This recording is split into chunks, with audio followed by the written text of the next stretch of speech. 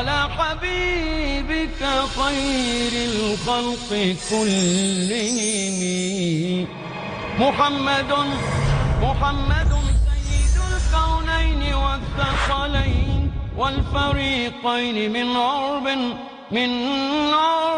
ومن عجم هو الحبيب الذي ترجى شفاعته. السلام علیکم ورحمۃ اللہ وبرکاتہ. وعلیکم السلام ورحمۃ اللہ وبرکاتہ. الحمد للہ رب العالمین وصلی اللہ وسلم علی نبینا محمد وعلی آلہ وصحبہ اجمعین ومن تبعہ باحسان الی یوم الدین، اما بعد. محترم ناظرین، حدیث کی مشہور کتاب بلوغ المرام لیے آپ کی خدمت میں حاضر ہیں، جسے اپنے دور کے مایہ ناز عالم دین علامہ ابن حجر عسقلانی رحمۃ اللہ علیہ نے بڑی محنت کے ساتھ مرتب کیا ہے.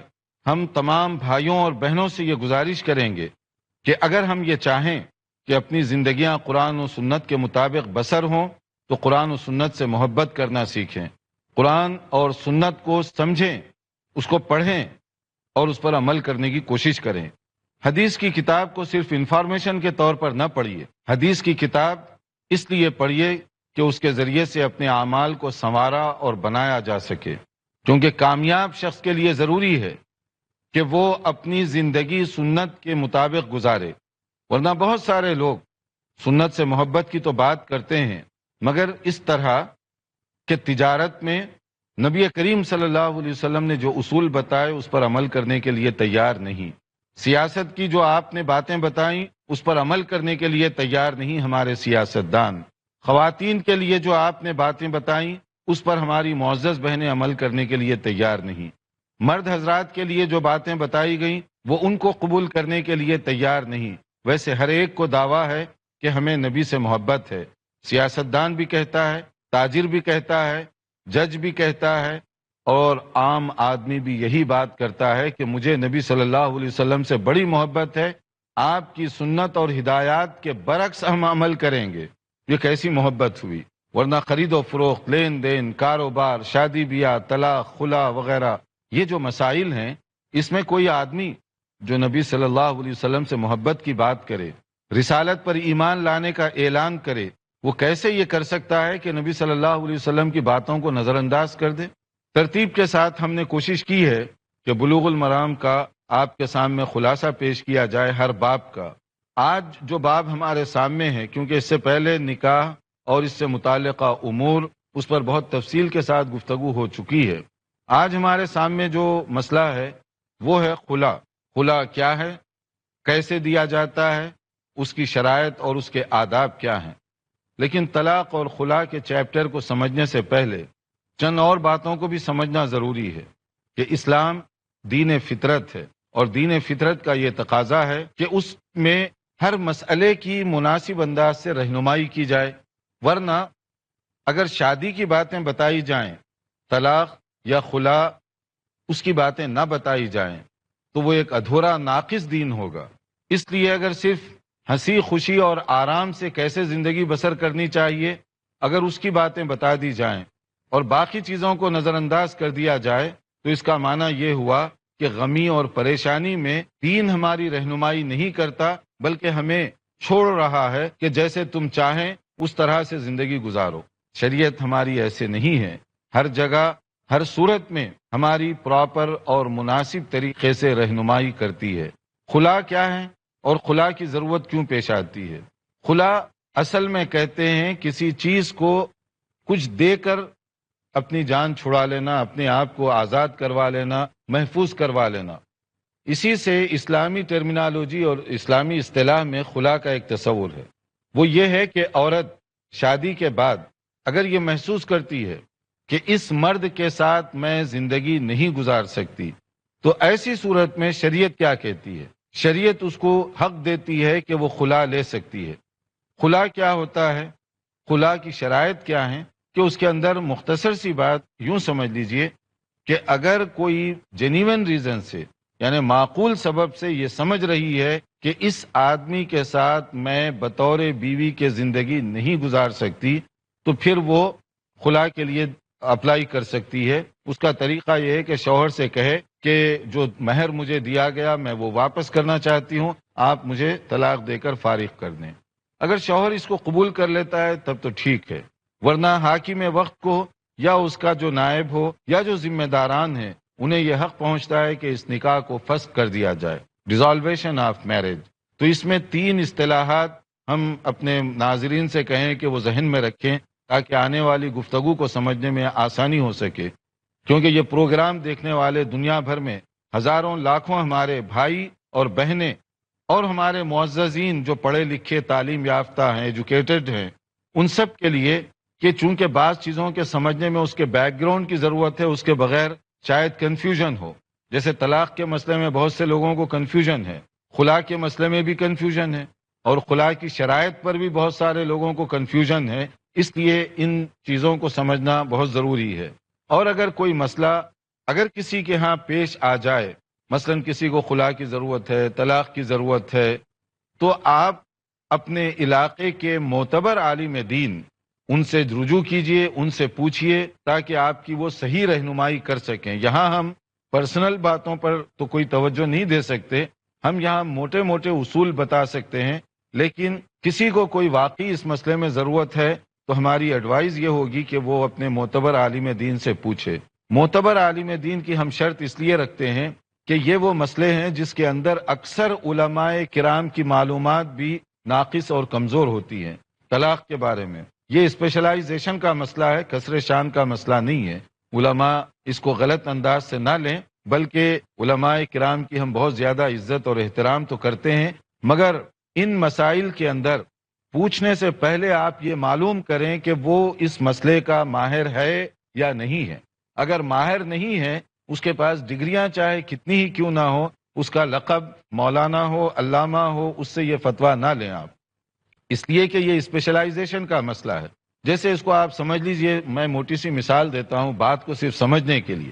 اگر کسی آدمی کے دانت میں درد ہو تو وہ ڈینٹسٹ کے پاس جاتا ہے، دانتوں کے ماہر کے پاس جاتا ہے، لیکن اسی آدمی کی آنکھوں میں پرابلم ہو تو وہ ڈینٹسٹ کے پاس نہیں جائے گا، بلکہ وہ آنکھوں کے ماہر کے پاس جائے گا، چاہے وہ آپٹیشن ہو یا آنکھوں کا ماہر ہو، کسی بھی اعتبار سے اس سے وہ رجوع کرے گا۔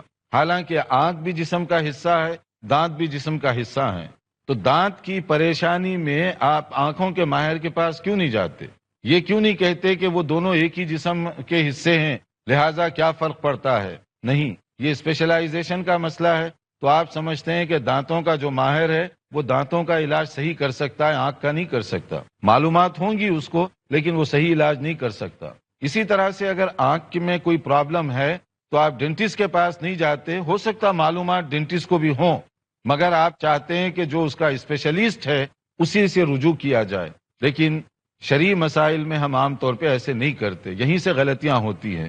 شرعی مسائل میں ہم سمجھتے ہیں کہ مثلا مسجد کا ہر امام اس قابل ہوتا ہے کہ وہ نکاح، طلاق اور فسخ وغیرہ کے مسائل کو جانتا ہو۔ ہم یہ سمجھ بیٹھتے ہیں کہ ہر مولوی شاید اس کی رہنمائی کر سکتا ہو، یہ باتیں بتا سکتا ہو، جبکہ ایسی بات نہیں۔ یہاں پر بھی اسپیشلائزیشن کا مسئلہ ہے، اس لیے آپ جس کے بھی پاس جانا چاہیں پہلے یہ معلوم کیجئے کہ وہ اس مسئلے کی نزاکتوں سے واقف ہے، وہ ان کیسز کو ڈیل کرتا ہے، وہ ان چیزوں کو سمجھتا ہے، تاکہ آپ کی بہتر رہنمائی کر سکے۔ دوسرا، شرعی معلومات کے ساتھ ساتھ عام مسائل میں بھی، لیکن خاص طور پر جو حساس نوعیت کے مسائل ہیں، چاہے اس کا تعلق خرید و فروخت کے ساتھ ہو، لین دین، بینکنگ وغیرہ، یا موجودہ مارکیٹنگ کا جو نظام ہے، یا اسی طرح سے نکاح، طلاق وغیرہ، اس کے اندر گراؤنڈ ریالٹی سے بھی واقف ہونا ضروری ہے۔ کیا واقعات چل رہے ہیں، کیا حادثات چل رہے ہیں، ورنہ ایسا نہ ہو کہ مفتی صاحب کا فتویٰ کسی اور جگہ کا ہو اور آپ کو یہ معلوم نہیں ہو کہ زمینی حقائق کیا ہیں، کون سی چیز چل رہی ہے۔ مثلا اگر آپ برطانیہ کے ایک کپل کا، مسلمان جوڑے کا فیصلہ کرنا چاہتے ہوں تو شرعی اعتبار سے تو پاکستان، برطانیہ، ہندوستان، دوسرے علاقے ایک جیسے ہی ہیں، لیکن وہاں کی عدالت کے کچھ اور نزاکتیں ہیں جو پاکستانی عدالت کے نہیں ہیں، پاکستانی عدالت کی کچھ نزاکتیں جو انڈیا کی عدالت کی نہیں ہیں۔ اب اس کے اندر فرق پڑے گا، شادی بیاہ کے مسئلے میں، طلاق کے مسئلے میں، خلا کے مسئلے میں۔ اگر یہ نزاکتوں کا علم نہ ہو تو آدمی غلط قسم کے فیصلے بھی کر سکتا ہے، یا ایسے فیصلے کر سکتا ہے جس کو کورٹ میں چیلنج کیا جا سکے، یا الٹا فیصلہ کرنے والے کے خلاف اس کو سو کیا جا سکے، اس کے خلاف ہرجانے کا مقدمہ داخل کیا جا سکے۔ اس لیے برطانیہ میں رہنے والوں کے فیصلے کے لیے ان کو ضروری ہے کہ وہاں کے قوانین کو بھی سمجھنے والے ہوں، کہ وہاں کورٹ میں اگر طلاق ہوتی ہے تو اس کا بیک گراؤنڈ کیا ہے، کب طلاق ہوتی ہے۔ پاکستان یا انڈیا میں رہنے والے، ان کو وہاں کی نزاکتوں سے واقفیت ضروری ہے۔ اسی لیے ہم گزارش کریں گے اپنے تمام معززین سے کہ اس طرح کے نازک مسئلے میں فیصلہ کرنے سے پہلے یہ سب چیزوں کو معلوم کریں اور اسی آدمی کے پاس جائیں جو ان نزاکتوں کو سمجھنے والا ہو۔ دیکھتے رہیے ہمارا پروگرام، ایک مختصر بریک کے بعد انشاءاللہ حاضر ہوں گے۔ محمد سید الکونین والثقلین۔ ناظرین، وقفے سے پہلے ہم بتا رہے تھے کہ طلاق، خلا وغیرہ کے جو مسائل ہیں انتہائی نوعیت کے سنجیدہ مسائل ہیں، بہت حساس۔ اس لیے اس میں جو آدمی ماہر ہے اسی سے آپ رائے لیجئے اور اسی کے پاس آپ جائیے تاکہ آپ کو صحیح اور مناسب فتویٰ دیا جا سکے۔ ہم قطعاً یہ نہیں کہتے فلاں سے پوچھو یا فلاں سے نہ پوچھو، ہم صرف یہ کہنا چاہتے ہیں کہ جو معتبر عالم دین ہے، جو شرعی مسائل کے ساتھ ساتھ جس جگہ آپ رہتے ہوں وہاں کی نزاکتوں سے واقف ہے، تب اسی کے پاس جانا چاہیے اور اسی کو فتویٰ دینا چاہیے۔ اگر آپ ان نزاکتوں کو نہیں جانتے اور پھر آپ فتویٰ دینے کی کوشش کریں گے تو یہ فتویٰ جگ ہسائی کا بھی باعث بن سکتا ہے، کورٹ اور کچہری میں اس کے خلاف مقدمہ بھی داخل کیا جا سکتا ہے، اور جو فتویٰ دینے والا ہے اس کو بعض جگہوں پر سو بھی کیا جا سکتا ہے، ہرجانہ کا دعویٰ بھی اس کے خلاف کیا جا سکتا ہے۔ ان سب نزاکتوں کو تو ہم سامنے رکھیں۔ اب آئیے زیر بحث جو عنوان ہے خلا۔ خلا جب ہم کہتے ہیں کہ اللہ تعالیٰ نے اسلام میں مردوں کو حق دیا ہے تو عورتوں کو بھی حقوق دیے گئے۔ مرد کو شادی میں اپنی رائے ظاہر کرنے کا حق ہے، اسی لیے ایجاب و قبول کروایا جاتا ہے۔ بعین ہی اسی طرح کا حق عورت کو بھی دیا گیا۔ اگر عورت کی رائے یا اس کی مرضی معلوم کیے بغیر شادی کر دی جائے، جیسے ہم نے پچھلے لیکچر میں جس میں نکاح کی شرائط کے بارے میں گفتگو کی، اس میں یہ تفصیل سے بات آ چکی ہے کہ لڑکی کی اجازت بھی ضروری ہے۔ اس سے معلوم یہ ہوتا ہے کہ فورس میرج کا، زبردستی کی شادی کا، جبری شادیوں کا اسلام میں کوئی مقام نہیں۔ نبی کریم صلی اللہ علیہ وسلم نے قطعاً اس کی اجازت نہیں دی۔ تو جہاں لڑکی کے لیے یہ حقوق دیے گئے وہاں لڑکے کے لیے بھی دیے گئے۔ اسی طرح سے اگر کوئی انبن ہو جائے، لڑکا چاہتا ہے تو وہ طلاق دے سکتا ہے، اور ہم سب کہتے ہیں کہ اگر لڑکی چاہے تو خلا بھی لے سکتی ہے۔ خلا کا حق شریعت نے اس کو دیا۔ بلا شک و شبہ شریعت نے خلا کا حق دیا ہے کہ اگر لڑکی کسی وجہ سے بیوی رہنا نہیں چاہتی تو وہ کچھ شرائط کے ساتھ اپنے نکاح کو ختم کروا سکتی ہے۔ مگر کیا پریکٹیکلی کوئی عورت خلا لینے کے لیے جائے تو ہمارا معاشرہ اور اس میں پڑھے لکھے لوگ، ان پڑھ، دونوں اس کو برداشت کرتے ہیں؟ عام طور پر اس کو گوارا کیا جاتا ہے، یا لڑکی کا پریکٹیکل حق دینے کے لیے ہم تیار ہیں؟ شریعت نے حق دیا مگر ہم دینے کے لیے تیار نہیں۔ خلا لینے کے لیے اگر کوئی لڑکی یا بیوی جائے، 10 دھکے کھانے پڑتے ہیں اس کو، کیا پڑھا لکھا، کیا ان پڑھ، کیا عالم، کیا جاہل۔ اس مسئلے میں ایسے لگتا ہے کہ سب تقریباً ملتے جلتے ہیں۔ کوئی لڑکی کو خلا یا بیوی کو خلا دینے کے لیے آسانی سے تیار نہیں ہوتا، الا ماشاءاللہ۔ ہم ویسے بیان کرتے ہیں اللہ نے بڑا حق دیا ہے، مرد کو طلاق کا حق ہے تو عورت کو خلا کا حق ہے۔ اللہ کے نبی صلی اللہ علیہ وسلم نے حق دیا شادی کے موقع پر، ہمارا کلچر دینے کے لیے تیار نہیں، وہ حق ریکگنائز کرنے کے لیے تیار نہیں۔ اللہ کے نبی صلی اللہ علیہ وسلم نے مسجد میں عورت کو جانے کی اجازت دی، ہمارا کلچر اس کو قبول کرنے کے لیے تیار نہیں۔ چاہے وہ آپ ملینز آف ڈالر خرچ کر کے مسجد بنائیں مگر اس میں عورتوں کے لیے جگہ نہیں ہوگی، اس لیے کہ ہم وہ حق دینے کے لیے تیار نہیں ہیں۔ یعنی شریعت ایک حق دے رہی ہے، ہم اس کو قبول کرنے کے لیے تیار نہیں ہیں۔ یہی بات خلا کے مسئلے پر بھی ہے۔ کتنے ایسے گھرانے ہیں جہاں کی بیویوں کو نہ جانے کتنی مشکلات اور پریشانیاں اٹھانی پڑتی ہیں کہ وہ حق جو اللہ نے دیا اور رسول اکرم صلی اللہ علیہ وسلم نے اس کو نافذ کروایا، میں اور آپ اس کو قبول کرنے کے لیے تیار نہیں ہیں۔ پھر بھی ہم مسلمان ہیں، پھر بھی ہمیں دعویٰ ہے نبی سے محبت کرنے کا، پھر بھی ہمیں دعویٰ ہے دینداری کا، تو یہ دینداری، یہ تقوی کی باتیں کیا لوگوں کے لیے ہیں یا صرف کہنے کی باتیں، اس پر عمل کرنے کی ضرورت نہیں ہے؟ تو اب دیکھیے خلا کے اندر کیا ہوا۔ خلا کا جو سب سے پہلا کیس پیش ہوا، جس کو کہا گیا وکان ذالک اول خلع فی الاسلام، یہ اسلام میں سب سے پہلا خلا واقع ہوا تھا، وہ کون تھے؟ یہ رسول اکرم صلی اللہ علیہ وسلم کی خدمت میں ایک کیس پیش ہوا تھا، اور یہ بہت ہی اتھینٹک حدیث ہے کہ نبی کریم صلی اللہ علیہ وسلم کی خدمت میں ایک خاتون حاضر ہوئی، اور انہوں نے کہا کہ دیکھیے ذرا غور سے دل تھام کر، اسی لیے میں نے تمہید میں کچھ باتیں کی ہیں کیونکہ یہ باتیں بڑی سینسیٹیو قسم کی ہیں، اور عام طور پر دروس میں یا لیکچرز میں ان باتوں پر زیادہ روشنی نہیں ڈالی جاتی یا ڈالنا ہم پسند نہیں کرتے۔ تو ہم چاہتے ہیں کہ لوگ ان کے سامنے قرآن و سنت کی صحیح بات آئے۔ ہم قطعاً یہ نہیں کہیں گے کہ آپ طلاق لیں، ہم قطعاً یہ نہیں کہتے کہ آپ خلا لیں، ہم تو دعا کرتے ہیں کہ اللہ تعالیٰ جو ہے آپ کے جوڑوں کو مضبوط کرے، اللہ تعالیٰ آپ کی زندگیوں میں خیر و برکت عطا فرمائے۔ مگر اگر کبھی حالات ایسے ہوں تو کیا کرنا چاہیے؟ اس کے لیے دیکھیے نبی کریم صلی اللہ علیہ وسلم کی خدمت میں ایک خاتون حاضر ہوئی، انہوں نے آتے ہی جو بات کہی وہ بڑی غور طلب ہے، کیونکہ یہ صحابیہ ورسز صحابی کا کیس ہے، ان کے شوہر صحابی ہیں اور یہ جو کیس لے کر آئی وہ خود کیا ہیں؟ صحابیہ ہیں، کوئی عام آدمیوں کی کیس نہیں ہے کہ برے اخلاق برے کردار والے، صحابیہ اور صحابی۔ اب وہ صحابیہ نے کیا کہا؟ نبی صلی اللہ علیہ وسلم سے آ کر انہوں نے کہا کہ ما اعیب علیہ فی خلق ولا دین، اے اللہ کے نبی صلی اللہ علیہ وسلم، مجھے اپنے شوہر کی دینداری یا ان کے اخلاق پر کوئی شکایت نہیں ہے۔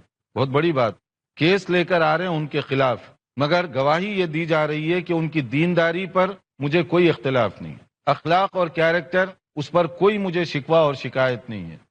پہلے یہ تمہید ہو رہی ہے، تو پھر سوال یہ پیدا ہوتا ہے کہ اگر یہ نہیں ہے تو پھر کیوں خلا مانگنے کے لیے آ گئی ہو؟ مگر اسلام جو ہے حق دیا ہے نا، اب حق جو دیا ہے نبی صلی اللہ علیہ وسلم نے اس کو کیسے تسلیم کیا؟ وَلَكِنِّي، بات کیا ہے؟ اکرہ الکفر فی الاسلام، میں مسلمان ہوں، میں ناشکری کی زندگی بسر نہیں کرنا چاہتی۔ ناشکری کیا ہے؟ شوہر سے مجھے محبت نہیں ہے، ان کے جسمانی عیوب کی وجہ سے، سیرت اور کردار کے نہیں، اور اس کے لیے میں ان کے ساتھ زندگی نہیں گزار سکتی۔ اگر میں گزاروں گی وفادار بیوی کا کردار میں ادا نہیں کر سکتی، اور اس طرح سے میرے لیے ایک نافرمانی کا لیبل لگ جائے گا کہ شوہر کے ساتھ میں جیسے ایک بیوی کی ذمہ داریاں ہیں وہ نہیں نبھا سکتی، اور یہ حق تلفی ہوگی ان کی بھی۔ اس لیے میں نہیں چاہتی کہ اس طرح مصیبت اور جبر و اکراہ کراہیت کے ساتھ زندگی گزاروں۔ سبب کیا تھا؟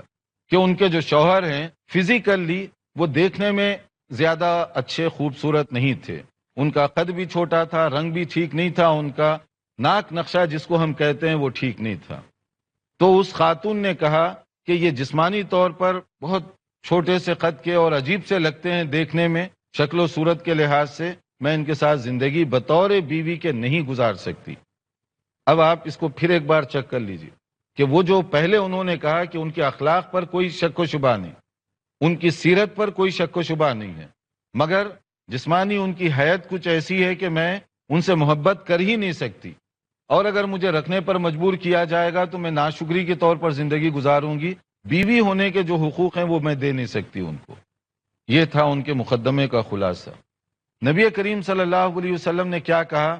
خبردار، ان کے اخلاق ٹھیک ہیں جاؤ رہو ان کے ساتھ، یا ان کی دینداری ٹھیک ہے جاؤ ان کے ساتھ رہو۔ آپ نے یہ نہیں کہا۔ یہ ہے نبی رحمت کا کردار۔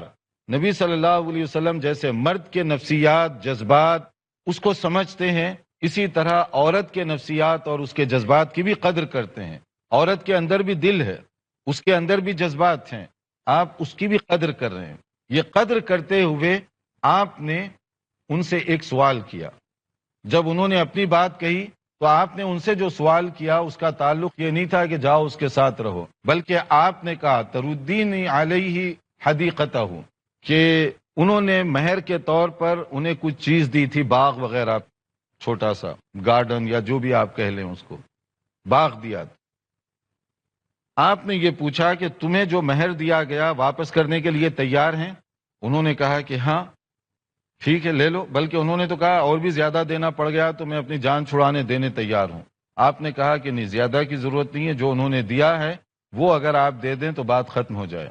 اب یہ کیس کس کا تھا اور آپ نے اتنا جلدی اس کا جو فیصلہ فرمایا آسانی کے ساتھ، وہ کس کے خلاف فیصلہ کیا؟ یہ کیس نبی صلی اللہ علیہ وسلم کے ایسے خاص صحابی کا تھا جس کو ماڈرن اصطلاح میں نبی کے اسپوک مین کہا جاتا ہے، یعنی نبی صلی اللہ علیہ وسلم کی طرف سے اعلان کرتے تھے صحابہ میں، یہ اتنے بڑے صحابی کا کیس ہے۔ نبی صلی اللہ علیہ وسلم کے آن بہاف آف کبھی کبھی متحدث رسمی جس کو کہتے ہیں کہ سرکاری آپ کی طرف سے بولنے والے نمائندے خاص، ان کا کیس تھا، یہ چھوٹے صحابی کا نہیں تھا۔ حضرت ثابت بن قیس بہت اونچے درجے کے صحابی تھے، بہت اونچا مقام تھا، یہ ان کا کیس ہے۔ اور لانے والی کون ہے؟ جس کے نام جو زیادہ اتھینٹک روایات میں ہے جمیلہ، اور یہ جمیلہ کون ہے؟ مدینے کے منافقین کے سردار کی بیٹی۔ پھر ایک بار غور کر لیں کس کا کیس کس کے خلاف ہے۔ ایمان لانے کے بعد یہ دیواریں تو گر گئی، عورت جو پیش ہو رہی ہے اس کا بیک گراؤنڈ یعنی اس کے باپ منافقین کے سردار اور ان کے شوہر وہ نبی کریم صلی اللہ علیہ وسلم کے اسپوک مین۔ اگر اس طرح کا کیس ہو تو ہماری عدالتوں میں نہ جانے کیا ہو اس کا مقدمہ۔ خاص نمائندے کے خلاف کیس ہے لیکن آپ نے اتنی آسانی سے اس کو حل فرما دیا۔ اس میں اور بہت ساری نازک چیزیں ہیں کہ وہ کیسے کیس ختم ہوا، لیکن چونکہ ہمارا وقت یہاں بہت محدود ہوتا ہے تو ہم چاہیں گے کہ یہاں رک کر